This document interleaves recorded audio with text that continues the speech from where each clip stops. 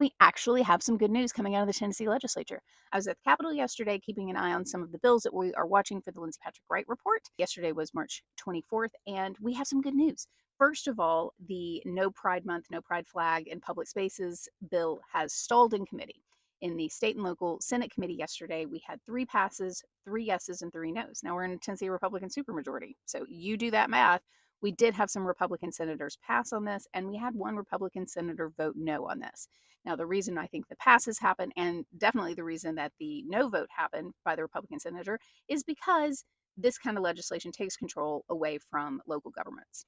If that's why, and it's not because it's a discriminatory bill against LGBTQIA, you know what? We're going to take it. We don't have to worry about this bill at least for another year.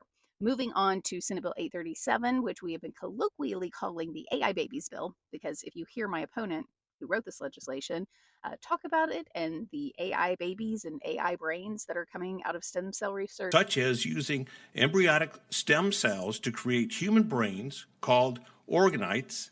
It's exactly as insane as it sounds. However, this bill did have some troubling language in it about defining fetal personhood. So that's why we were keeping an eye on it. And exactly what we thought would happen, his Republican colleagues encouraged him to attach an amendment to this AI babies bill that would essentially nullify that fetal personhood language. And that is happening. So the bill is advancing, but the scary parts have been nullified. So that's good news. Now, we still have a ton of anti-immigration bills that we are keeping an eye on as they work through the end of this legislature. Now, what the Tennessee Republican Party likes to do is they, of course, like this legislation to pass in the dark.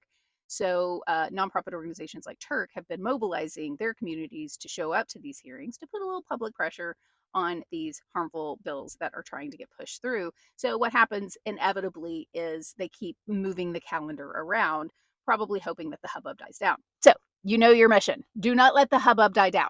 That is your mission. Keep on your legislators about the anti-immigration bills, specifically the anti-immigration bill that is targeting not educating undocumented children. Ghastly. I can't even believe we have to say that out loud. Also keeping an eye on the legislation that is a data grab for trans folks in Tennessee. We're not done yet, but we have some good news to celebrate, and we're going to take it where we can get it.